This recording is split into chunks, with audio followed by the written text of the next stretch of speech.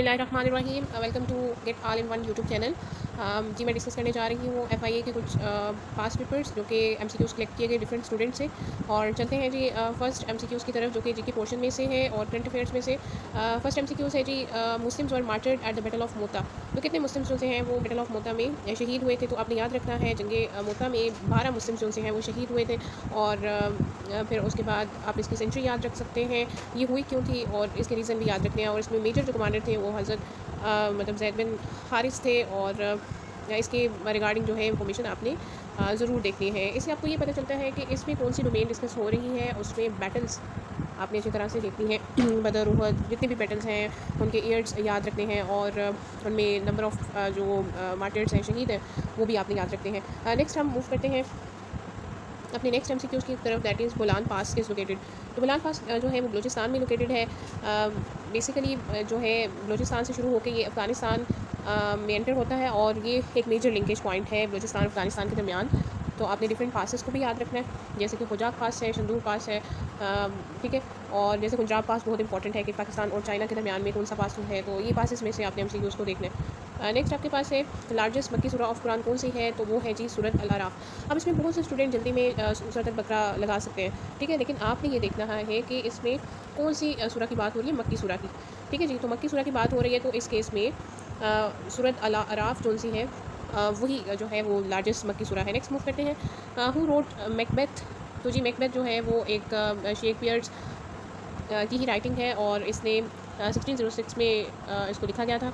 Question number 5 पे capital of Ethiopia. Ethiopia, अब देखिए कैपिटल्स में से भी जो है वो क्वेश्चंस आ रहे हैं। आपने डिफरेंट जो फेमस कंट्रीज़ हैं उनकी याद रखनी है। इथोपिया जो कि बेसिकली एक अफ्रीकन कंट्री है और इसका कैपिटल है एडिस अबाबा। नेक्स्ट है करेंसीज में से, ठीक है। आपने देखिए पास पेपर्स का मकसद ही ये है कि आपने डोमेन्स चेक करनी है। ज़रूरी नहीं कि आपके वही पास पेपर्स रिपीट होने में भी चांसेस हैं, लेकिन domain wise you have to focus. Currency Japan की कौन सी है, येन, ठीक है जी, जैसे चाइना की युआन है। और उसके बाद नेक्स्ट MCQs है question number 7, Iran and Iraq war कब स्टार्ट होती है जी, ये स्टार्ट होती है 1980s के अंदर। देखिए बात आपने याद रखनी है कि 1979 में आपके पास जो है वो ईरानियन यानी इस्लामिक रेवोल्यूशन होती है। उस लिहाज से फिर आपने इसको देखने कि 1980s के अंदर ईरान और इराक की वॉर होती है, जिसमें सद्दाम हुसैन के लिहाज से आपने चीज़ें याद रखनी हैं। और इसमें होस्टेज क्राइसिस के बारे में आपसे पूछा जा सकता है और डेट आपने एग्जैक्ट याद रखनी है कि कब हुआ था, 22 सितंबर को, ठीक है जी। आगे ओल्ड नेम ऑफ थाईलैंड है, दैट इज़ सियाम, ठीक है। और what is the aim of Lucknow pact, 1960 में हुआ। ये पाकिस्तान स्टडीज़ का MCQ है। लखनऊ पैक्ट होता क्यों है, इसलिए कि हिंदू मुस्लिम यूनिटी के लिए, ठीक है। एक तरफ आपके पास कांग्रेस है और एक तरफ आपके पास मुस्लिम लीग है, दोनों एक ही प्लेटफॉर्म पे मर्ज होने जा रहे हैं। तो बेसिक उनका पर्पस हिंदू मुस्लिम यूनिटी है, जो कि 1960 के अंदर ये लखनऊ पैक्ट हुआ। इसके अलावा और भी इसमें जो है मिंटो मार्ले रिफॉर्म्स जो है वो भी आपने देख लेनी है। उसको सेपरेट इलेक्टोरेट क्यों कहा जाता है, 1909 में हुआ। मतलब ये MCQs आपने उससे मैच करके देख लेने। नेक्स्ट हमारे पास है एजेंडा ऑफ ट्राईलेटरल मीटिंग, किस किस के दरमियान में, US, रशिया है, यूक्रेन। अब रशिया और यूक्रेन से आपको क्या बात ज़हन में आती है कि इनके दरमियान में जो वॉर कंटिन्यू रही थी, क्यों हुआ था ये, इसका एजेंडा क्या था मीटिंग का, ताकि सीज़ फायर के ऊपर बात की जा सके, अपनी टेरिटोरियल डिस्प्यूट्स को सॉल्व किया जा सके, जिसमें US एज अ मीडिएटर के तौर पे रोल प्ले कर रहा था। अच्छा नेक्स्ट है हमारे पास visit of Turkish president to Pakistan. Turkish president ने क्यों पाकिस्तान में विजिट किया, तो जी प्रेसिडेंट का नेम क्या है, तैयब एर्दोगन। और इन्होंने मल्टीपल विजिट किए हैं पाकिस्तान के अंदर ताकि हमारे जो रिलेशंस हैं डिफेंस लेवल के ऊपर, ट्रेड और डिप्लोमेटिक टाइज है, इस बेस के ऊपर हमारे रिलेशन जो है वो स्ट्रॉन्ग हो सके।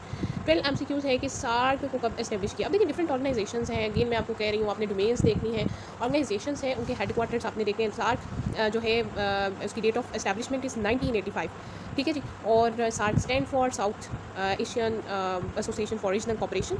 एंड उसके बाद आपने क्या देखना है, इसका जो हेड क्वार्टर है दैट इज़ इन, ठीक है, ढाका के अंदर। अच्छा उसके बाद हमारे पास है क्वेश्चन नंबर 13। देखिए उसकी फाउंडेशन जो है ढाका के अंदर है, हेड क्वार्टर आपने चेक कर लेना है। क्वेश्चन नंबर 13 है कि स्टेरिक एसिड, अब ये जो है जिससे में से पोर्शन आया कि स्टेरिक एसिड सैचुरेटेड है या फिर अनसैचुरेटेड है।